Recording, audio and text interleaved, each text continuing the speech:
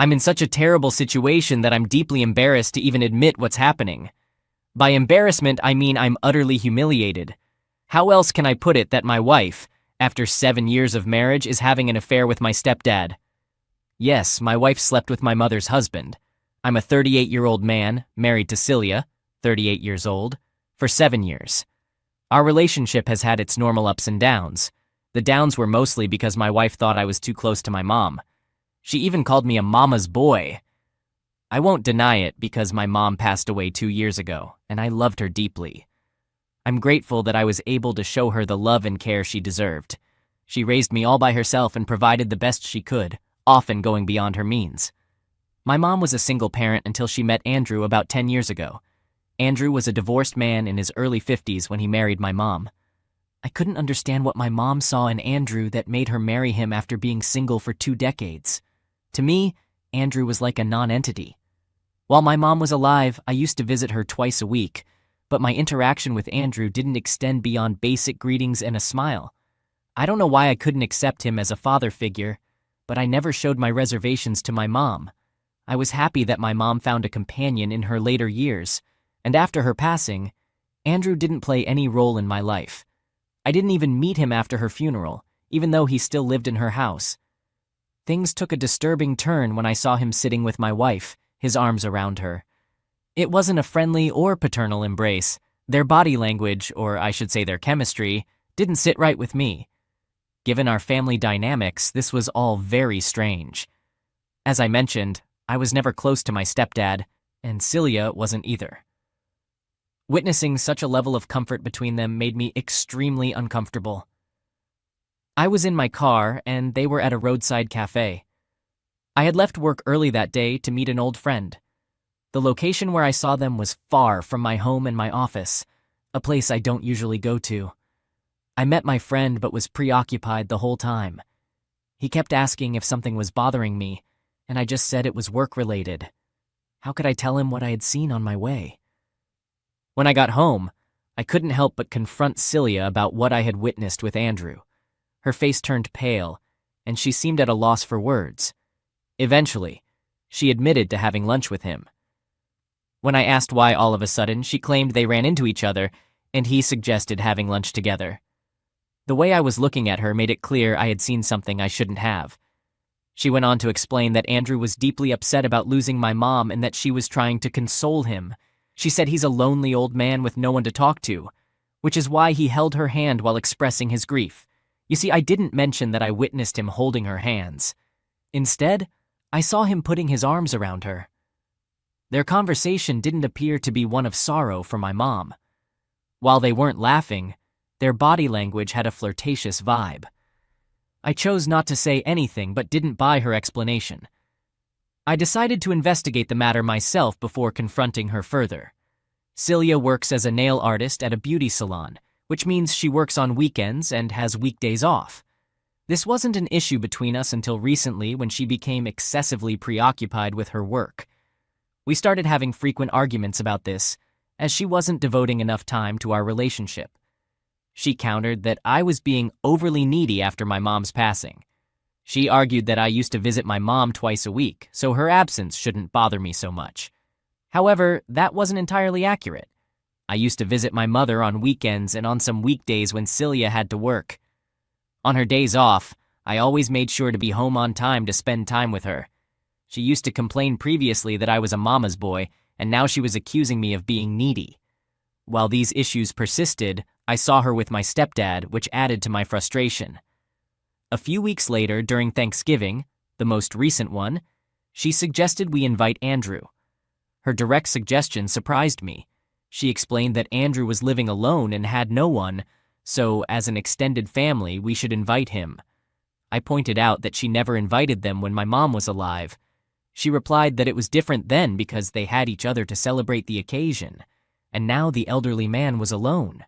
In the end, I agreed, partly because I wanted to observe how they behaved in my presence. I can't say their behavior was normal, now that I know the truth. However, if I didn't know the truth, nothing they did would have raised suspicion. I remained mostly silent throughout the dinner. I never liked him, and my suspicions made me resent his presence. I felt he also sensed my discomfort, and the dinner was overall quite awkward, with both of us eating quietly while Celia attempted to break the silence with trivial topics, earning only forced smiles from both of us. The burden on my heart was becoming unbearable, so I decided to devise a plan. I thought about checking her phone, but that was tricky since it was locked, and I didn't want to raise suspicion by asking for the password. Instead, I came up with another plan. I informed Celia that I had to go out of town for a couple of days for work reasons. On the planned day, I left home early as usual and headed to my office. However, beforehand, I discreetly planted a GPS device in Celia's car, allowing me to track her movements remotely. Just before the afternoon, she drove to Andrew's place. While I wanted to catch her in the act, I had concerns.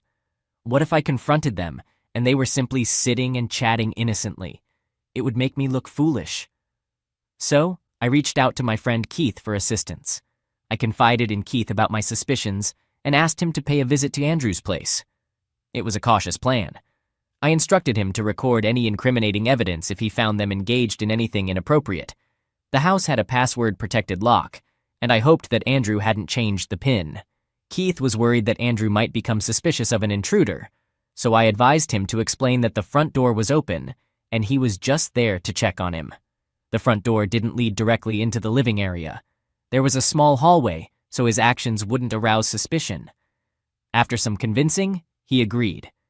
Keith entered the house but couldn't find them in the hallway.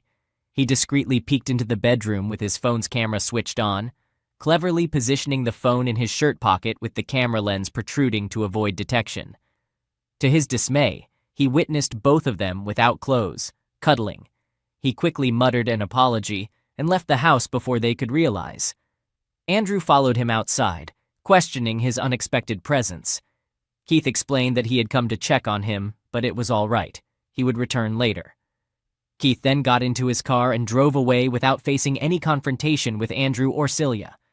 However, Keith made a foolish mistake. He accidentally had his front camera on instead of the back camera, so no useful footage was recorded except for Andrew and Celia reacting to Keith's sudden appearance. Nonetheless, I received the confirmation I needed. I had already packed 2 sets of clothes and my toiletries before leaving the house that day, so I went to Keith's house. His wife was away visiting her parents, and he insisted that I stay with him until we sorted out the situation. Celia reached out to me, inquiring about when I would return home, but I didn't respond. I essentially ghosted her. She bombarded my phone with endless texts and calls, assuming I was away for work. This all happened 4 days ago. I've already contacted a lawyer remotely. I have no desire to ever see her face again. I plan to serve her with divorce papers and have her removed from my house. Update. It took 10 days for the lawyer to send over the divorce papers. Celia wasn't ready to sign them and wanted to have a discussion. My lawyer suggested that we explore the possibility of an out-of-court settlement, since it could save us a lot of time and money. You see, I have a regular job in sales, and my financial resources for lawyer fees are limited. Plus, I can't afford to take too many days off work for court hearings. So, I agreed to a meeting with Celia in the presence of my lawyer. However, when I arrived for the meeting, she insisted on a private conversation. I was reluctant, but my lawyer advised me to go along with it, as long as I didn't make any commitments or agree to anything she proposed. He set some boundaries for the meeting, like no physical contact, hugging, or making confessions. I felt disgusted being in her presence. She even tried to hug me, but I pushed her away. She claimed it was all a misunderstanding. Having read numerous cheating stories on Reddit, I knew the typical excuses cheaters give. I sarcastically replied, "Oh, sure, you were just trying to help out a poor old man who was lonely, right?" She admitted that what Keith had seen was true, but insisted it was just cuddling and nothing more. Yes, cuddling without clothes, of course. But that wasn't the end of it. What she said next left me baffled. She claimed she did it to protect our future. I couldn't believe it. She said that if Andrew married someone else, that person would inherit my mom's wealth, and our family's property would go to someone else. I retorted, "So you slept with my stepdad to become my stepmother and take my mother's wealth. Do you see how messed up this family dynamic is?" Her explanation left me feeling dizzy with disbelief, and I stormed out of the meeting room. When I returned, my lawyer wanted to know all the details of our conversation, and I told him everything. He couldn't help but chuckle for a moment, but was particularly interested in the inheritance my mother had left behind. My mom had inherited a massive mansion from her uncle, a property far beyond my financial means. Interestingly, Celia had always coveted that mansion. After we got married, she even suggested that we move into it. However, I was adamant that my mom shouldn't have to leave her house. Celia argued that since I was my mom's only son, the house would eventually be mine, so why not move in right away? This disagreement caused frequent fights between us. Eventually, I decided to lie to her, saying that my mom had willed the house to Andrew. Little did I know the consequences of that lie. Celia pursued my stepdad with the sole aim of gaining ownership of the house. There was another crucial piece of information that Celia remained unaware of. After my mom passed away, I didn't transfer the house's ownership to my name. I wanted Andrew to continue living there as long as he wished. Transferring ownership to me would have made it seem like he was living in my property, which I was sure he wouldn't appreciate. Additionally, the process of transferring the name is costly, and I was facing financial constraints at the time, so I chose not to pursue it. I'm grateful I made that decision because if I had transferred the house to my name, Celia would have been entitled to half of it in our divorce. Who knows, maybe she wouldn't have pursued Andrew under those circumstances, but a cheater tends to be a cheater no matter what. Yes, my mom had bequeathed the house to me, but Celia was unaware of this fact. Celia attempted to make me reconsider the divorce by suggesting that she would manipulate Andrew into gifting her the house. She claimed that if I didn't divorce her, the mansion would become ours. I chuckled at her proposal and politely declined, saying, "Thank you, but no." I wished her luck with her mansion. She smirked and commented that I was losing out by going through with the divorce. I smiled and replied that I couldn't care less. Whether she had always been this foolish or was simply putting on an act to save face from humiliation, I couldn't be bothered. Celia was well aware that I didn't possess substantial wealth except for the savings in our joint account, which was divided between us during the divorce. I feel a tremendous sense of relief now that the divorce is finalized. If Celia had discovered the truth about the mansion's ownership, she would never have agreed to the divorce, and I couldn't bear the thought of sharing my mom's inheritance with her. Celia essentially dug her own grave by confessing her ulterior motives for dating Andrew. I plan to use this revelation against her to push Andrew out of her life. During our divorce proceedings, I observed Andrew picking her up from court and assisting her with legal matters. I patiently awaited the conclusion of the divorce to expose her true intentions and witness her reaction. Now that it's all over, my next step is to expose Celia's deceit. Update. Once my divorce was officially completed, I decided to text Andrew and share the details of Celia's confession with him. He was surprised and pointed out that my mom had willed the mansion to me. I acknowledged that fact, but mentioned that Celia was unaware of it and might approach him to request the mansion. My intention wasn't to help Andrew. I simply wanted to shatter Celia's illusions. She had been dreaming about inheriting my mom's mansion. Andrew revealed that Celia had been subtly inquiring about his will lately, asking who would receive his inheritance. However, he didn't grasp her true intentions because he didn't possess substantial wealth. I didn't feel obligated to maintain any loyalty to Andrew, so I left the conversation at that point. Shortly after, I received a call from Celia. Normally, I would have ignored it, but this time I picked up because I knew what she was going to talk about. She was shouting on the other end, demanding to know why I hadn't informed her about my mother's will leaving the house to me. She expressed frustration that she had been involved with Andrew to protect my property, and I had betrayed her instead. I chuckled at her insults, recognizing they stemmed from a place of pain. I thanked her and wished her good luck with her endeavors before ending the call and blocking her. A few days later, she called me from an unknown number, possibly a friend's or colleague's phone. She informed me that Andrew had broken up with her. He had somehow discovered her true intentions, that she was only with him for the inheritance, and he had dumped her, labeling her as a greedy witch. She ranted about how she had tried to help him cope with loneliness, and yet he had turned against her. Despite her exposed truth, she continued to portray herself as virtuous. I sarcastically responded, highlighting the contradiction between her actions and her selfless claims. She insisted that she had been with Andrew for my sake, with the aim of securing the mansion for me. Now she was trying to spin her actions as aiding Andrew in his time of need. Her persistence didn't end there. She made numerous attempts to contact me, pleading, and at times gaslighting me in an effort to reconcile. She even showed up uninvited at my home, my workplace, and various public locations I frequented. To my disbelief, she even appeared at my gym, attempting to corner me and engage in conversation. It was a nightmarish ordeal, but I treated her as a complete stranger, which technically she was, considering our divorce was finalized. Update. I thought this whole ordeal had come to a close, but my past resurfaced as soon as I changed the ownership of the mansion to my name. I can't fathom her fixation on the house. I mean, sure, who wouldn't want to own $1 million mansion? But I don't know how long it will take for her to grasp reality. After 6 months of my divorce, I made the decision to transfer the mansion into my name. As I mentioned earlier, I had held off on this due to financial constraints. Now that I was divorced and my expenses had significantly decreased, I managed to save up enough for the ownership transfer in about 4 to 5 months. Before initiating the transfer process, I informed Andrew about my intentions. He had already moved out of the house after I learned about his affair with Celia. I didn't ask him to vacate, but he willingly removed his remaining belongings. He also made me the administrator of the house's locking system. The paperwork took a couple of months to finalize, during which time I had the mansion painted. Additionally, the neglected lawn and pool received some much-needed maintenance. I had no contact with Celia, and as far as I knew, Andrew had broken up with her, so I was taken aback when she appeared at the mansion during one of the cleaning days. I wasn't present at the time, but the cleaning manager contacted me to report that a woman had arrived and was wandering around inside the house. They tried to prevent her from entering further, but she claimed to be my wife, ironically. Nevertheless, her behavior raised suspicions that she might be trespassing.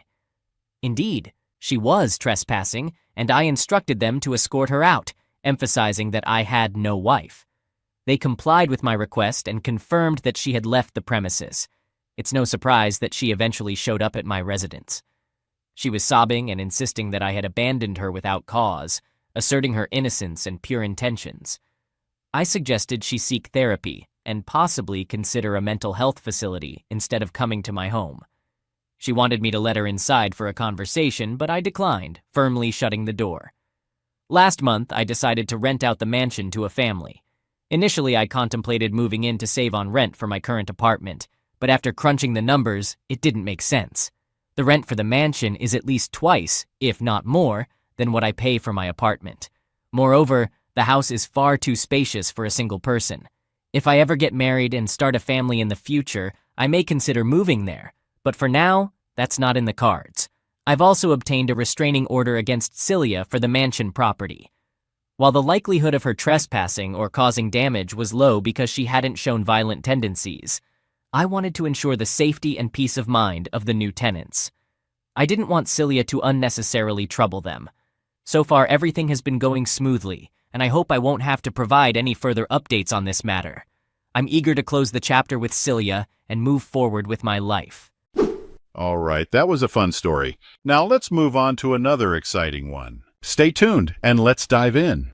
Is there any way I can mend my relationship with my dad, even though he disowned me and made it clear he wants nothing to do with me? I'm a 26-year-old female. My mom is 45 and my dad is 46. It's going to be a challenging and difficult journey, but I'm prepared for harsh words, insults, and curses because after all I've been through, I can handle them. I never imagined I'd find myself in this situation. My life is a complete mess right now. I'm my parents' only child. They met when they were just 16 years old and had me when my mom was 19 and my dad was 20. I was an unplanned pregnancy. My father was an exceptional man that any woman would want to be with. He took care of everything, from cooking to working, and he practically worshipped the ground my mom walked on. I never saw any negative qualities in him. He was a devoted family man, someone you'd want to spend your life with. My mom was great too. She was always there for me and helped me in any way she could. My dad wanted more children, but my mom didn't. She never told me why. So when I was 16, my mom was 35 then, my dad had an accident that left him bedridden for 7 months. While we didn't have to worry about finances, I was attending a private school. We're not from the United States, but it's still costly where we live, and there were bills to pay. My mom got a job, and for the following months, she was in my dad's shoes, doing everything. I also helped her with chores from time to time. Here's the twist. She met someone and became emotionally involved. One day, my dad had been bedridden for about 5 months at that point, if I remember correctly. She came to my room and quietly broke down in tears after my dad had fallen asleep. She confessed that she had feelings for someone at work and was no longer attracted to my dad. The entire situation was too much for her, and she had her own needs. She showed me her text messages and told me about the guy. He was 26 at the time, and they were flirting. I was young at the time, and seeing her break down like that shattered my heart. I wasn't as close to my dad as I was to my mom, mostly because my mom spent more time with me than my dad did at that time. Though I know it sounds silly, but I was a teenager then. I told her I understood and that I'd cover for her. She started coming home later, and we both told my dad it was due to her work. I didn't get involved until one day when my mom told me she wanted to talk about something very important. We went out, and I met the guy for the first time. He was rather unsavory, dressed shabbily, and nothing like my dad. I couldn't understand why my mom would choose this jerk over my dad. We sat down for dinner at a fancy restaurant, and my mom told me she was expecting a baby. I was shocked. They had the audacity to kiss right in front of me, and I felt repulsed by them. I asked them what their plan was. My mom said she didn't know. She wanted to keep the baby but still loved my dad. It was an awkward evening, and we went home that night. We talked into the night, and she expressed her desire to keep the baby. I, once again, foolishly chose to keep my mouth shut. After this, my mom broke the news to my dad that she was pregnant. My dad was overjoyed but visibly concerned about our finances, which were still uncertain. Over the next 2 months, he started exercising and undergoing therapy to return to work, even though doctors said he needed more time. He eventually returned to work and put my mom back into her previous role as a stay-at-home mom. Her affair was short-lived. When my brother was born, my dad didn't sign the birth certificate. He purchased a set of documents but refused to inform me about their contents. My mom was still recovering from a C-section, and he didn't share any information with me. He declined to acknowledge my brother. After my mom returned home, he dropped the bombshell that he wanted a divorce. It blindsided my mom, causing her to experience a mental breakdown. She pleaded and cried uncontrollably. My dad remained indifferent, asserting that he was fully aware of everything. He expressed regret for ever having me, labeling me as ungrateful, entitled, and selfish, just like my mother. An argument erupted while I was holding my brother, during which he insulted her, calling her hurtful names and accusing her of infidelity. Mom continued to sob and beg for forgiveness. He packed his bags and left. They proceeded with the divorce, which took 8 months to finalize. I'm not privy to all the details, but my dad was ordered to pay spousal support to my mom and child support for me. My mom got the house, and apart from that, everything was settled. He willingly surrendered primary custody of me to my mom, even refusing to have visitation on weekends, opting for supervised visits only. He never made an effort to reach out to me. Despite my repeated attempts to contact him during and after the divorce, he never showed any interest in being a part of my life. When I turned 18, he called me once, and I remember feeling elated that day. However, to my surprise, he was cold and distant. He simply expressed his hope for my happiness and claimed to forgive me for my actions, but stated that he could never forget that he was betrayed by his own blood. He disowned me, and those words hit me harder than I could have imagined. I fell to the ground and wept. I hurled insults at my mom, blaming her for tearing our family apart. I even lashed out at my brother, viewing him as a constant reminder of my lost father. After the divorce, my mom never really dated anyone. She fell into a state of depression and settled for a mediocre but decent-paying job. She rented out one of the rooms in our house to make ends meet. She still observes her wedding anniversary and occasionally sheds tears. My brother frequently inquires about his father, but I can only respond with, "We don't have one." It's been 9 years since the divorce, and my mom has never truly moved on. She occasionally has casual relationships, but has never considered settling down. She believes that her $60,000 a year job and the rent from a single room are sufficient to sustain us for the rest of our lives. On the other hand, my dad managed to turn his life around. He started a business, remarried, and now has a son. I often check his social media profile. He has never accepted my friend or follow request, and he ignores my texts. However, What I've come to realize is that he's living a wonderful life. I understand that I don't have the right to say this, as I am just as responsible as my mom for the turmoil in our lives and my brother's life. But I miss my dad. I miss him dearly. I miss the moments when we were a family. I've experienced heartbreaks, graduated, and even been in an accident, all without my dad by my side. It feels like an unbearable pain inside me.